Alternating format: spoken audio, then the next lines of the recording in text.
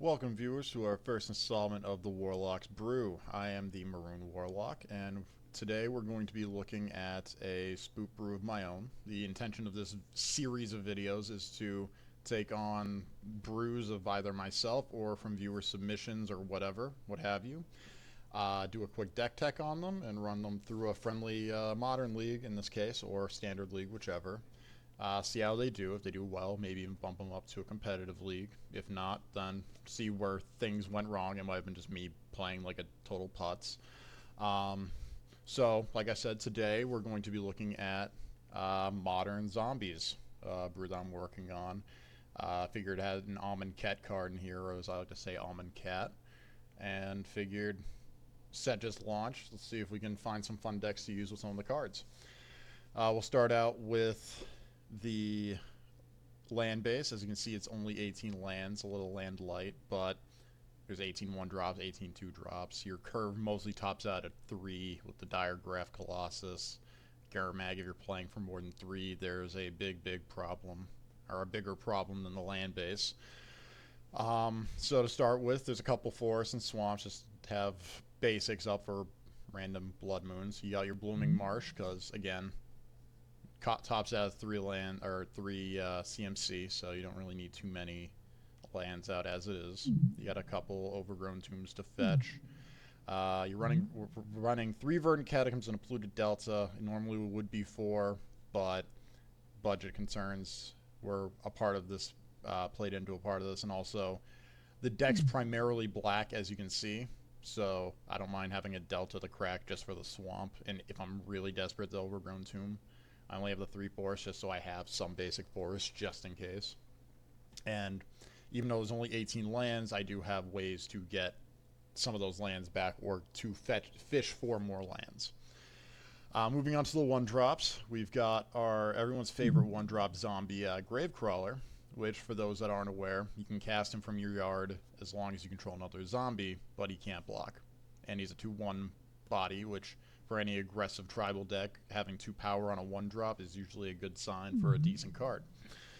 Going with that, I was running Diregraph Ghoul, which is a 2/2 entered tap for 1. With Amonkhet coming out, we now have the Dread Wanderer, who is a zombie jackal, enters tap 2/1 for 1, except this one has the extra bit of text that says, for black and 2, you can return him from your graveyard to the battlefield. I'm not huge on the fact you can only do it as a sorcery. I don't mind the 1 or fewer cards in hand, because that happens a lot with this deck. The 3 mana is a little steep, but again, you really, later in the game, you don't really have much to do with the mana. And just having the option to return him to the field versus Diregraph Ghoul, who I have up here just for reference. He's there, and that's it. You can also fetch him out with a Relentless Dead later on, but we'll get into that. We have our Zombie Heritage Druid in Cryptbreaker.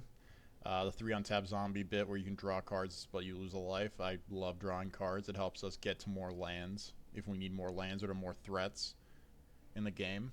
You can block with tokens, and then after blocks are declared, activate Cryptbreaker's ability, tap down those zombies and the Cryptbreaker, you draw cards. And then of course the discard a card to create a 2/2 zombie is always nice, because I have a dead land card. I can just pitch it and make a zombie. Cool beans.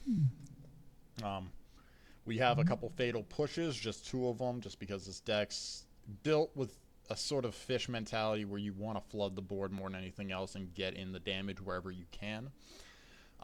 But fatal push is good for getting rid of those pesky creatures that can cause issues, like a Goyf or whatever, like the creatures you always run into. Then this next card is what I think is the best card in the deck. And that's Graph Harvest, a little uncommon from Eldritch Moon. Single black enchantment. It gives all your zombies Menace, which, again, I built this with Fish Tribal in mind. It is very nice to be able to slam this down when your opponent has maybe 2 or 3 blockers versus your 2 or 3 or 4 zombies. And you suddenly have lethal on board because they can only block 1 of them if they have 3 creatures and you have 4 zombies. And nothing's funnier than having a menaced up Dread Wanderer or a Gravecrawler, because they now have to block 1 toughness with 2 creatures, which is always very nice. And that 1 toughness is probably being reanimated very soon. This is the only card where having 4 lands is nice, because if they drop down a Abrupt Decay, or no, not Abrupt Decay, if you don't have your Abrupt Decay and they drop down a Grafdigger's Cage, same time period, if they drop down a Grafdigger's Cage, you're mostly shut out of the game because you can't reanimate your Dread Wanderers, you can't reanimate your Grave Crawlers. So Graph Harvest, what it can do is it can exile one of the creatures in your graveyard and you get a 2/2 zombie that comes in untapped, which is also huge because a lot of times when you create zombie tokens, they come in tapped, and then they kind of went away from that in the recent sets to an extent where they could. And say you have a Crypt Breaker in your yard, usually you don't really want to be reanimating that off Relentless Dead or whatever. That's unless you're really desperate for card draw. You can usually just eat up the Crypt Breakers for getting a 2/2 zombie on the field in a pinch, which is really nice. But it's mostly because giving your zombies menace at all times is just insane at times. Like, it wins games because they can't block a 2/1 if they only have one creature. So that damage adds up. Next, we move on to our 2-drops, and this is where we get some of our more beefier beat sticks. We got our Relentless Dead, which has the menace built in, and it's not really beefy because it's still just a 2/2.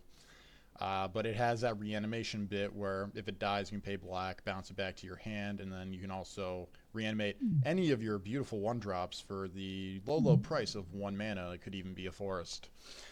So that's always nice. Dread Wanderer can come back tapped for a single 1, which is about the same as reanimating Diregraph Ghoul, except Dread Wanderer has that extra bit of being able to do it on its own.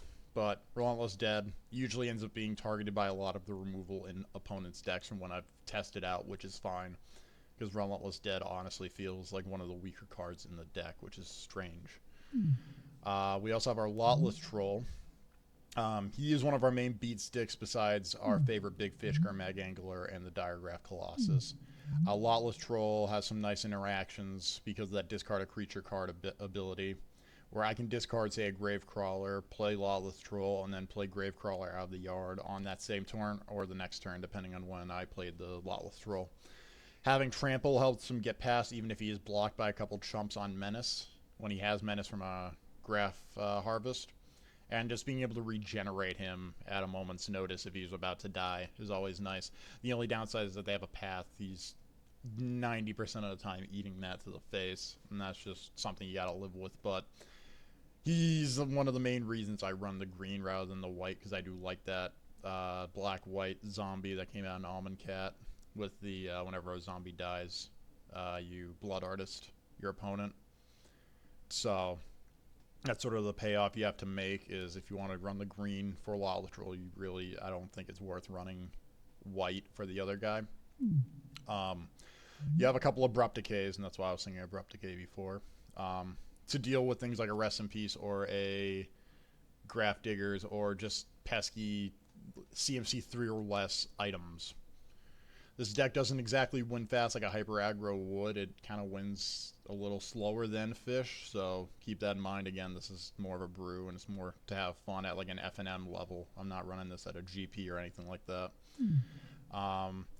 To deal with that 18 land count, we've got Grizzly Salvage. For those that aren't aware or weren't playing when this card was printed, it's reveal top 5 cards, as you can read. You may put a creature or land from among them into your hand, put the rest in your graveyard. This works really nice because if I'm hurting on a land, or I'm stuck on 2 or 3 lands, I can play this. I can grab, say, a swamp, or I can grab an overgrown, or a forest, or whatever is needed. And meanwhile, those all fuel my graveyard for, if there's a Gravecrawler or a Dread Wanderer, whoopee, it goes in the graveyard. It belongs there anyway. My favorite is if I cast that at the... you want to usually do these at the end of turns unless you're in dire straits. You can cast a Grizzly Salvage, find a Gurmag, take the Gurmag, and now you've got Grizzly plus 4 other cards that you just flipped over with the Grizzly, and you can just cast Gurmag most likely the next turn for the 1 mana. Because if you're casting him from more than 2, you're in a rough spot as it is, because he's a 7-drop that doesn't deserve to be 7, or deserves to be 7, but if you're casting for that much, it's a bad time. Grapple with the Past, for those of you that played with Black-Green Delirium when it was in Standard. Top 3 cards of your library go into your graveyard. You return a creature or a land from among them to your hand. And what's really nice with that, again, it's instant speed, is if you're hurting for a land and you just cracked a fetch, or say you have a fetch and a black or whatever, you can crack the fetch, get your green source, play grapple with the pass all at the end of your opponent's turn, mill yourself 3, get the fetch out of your yard that you just cracked to play the grapple, and boom, you have an extra land now. And there are times in this deck where I'll play it and I won't even take a thing out of it. Same thing with the Grizzly Salvage, where I just don't take anything out of it, even though there are targets, because I'd rather have them in my yard for if I have a Gurmag in hand or whatever. If I have a Diregraph Colossus that's ready to get Woodmill slammed down. Which leads me to the last card I haven't really looked at, which is Diregraph Colossus. And this is part of the reason why I don't run Aether Vial in this list like a fish deck would, or like a Death and Taxes deck would, or any of those other kind of tribal builds, is that it enters the battlefield with a +1/+1 counter on it for each zombie in your graveyard. So you want to have your Grave Crawlers, your Dread Wanderers, whatever you can in your yard when you cast him. He's usually the guy you slam down to just kind of close out a game. And then what's nice is if you're on 4 lands, you can go Diregraph Colossus with a Grave Crawler in your yard. And then you cast Grave Crawler, it triggers his second line of text here, which is whenever you cast a zombie spell, create a tap 2/2 black zombie creature token. Downside is it comes in tap, but it turns all your Grave Crawlers and all your Dread Wanderers into 1 mana, get 4 power on the board instantly. Downside is with Dread Wanderer, you're putting it, you're not casting it. And this is why you want to cast things rather than play them off of an Aether Vial, is that you don't get that zombie creature token unless you're casting, which Gravecrawler and Diregraph Colossus are like best friends forever. Alright, so moving on to the sideboard. It's a weird list, but we'll get through it. We got some Collective Brutalities, a pair of them, because having choices and discarding Grave Crawlers and such to Collective Brutality is always nice. Being able to duress your opponent for control matchups, the life bit in Burn, and also the -2/-2 against Eidolon of the Great Revel, or whatever it's called. Being able to get rid of that and do the 2 life gain, life loss bit, which effectively counters that while getting stuff in your graveyard, is really nice. So those side in for those kind of matchups, usually the control matchups or the burn matchup. You got 4 Thoughtseize. This is to deal with Tron, to deal with things that have big costed things that, or big costed spells that this deck's going to have a rough time with. Like Fatal Push isn't going to kill something like a Endbringer or a Reality Smasher.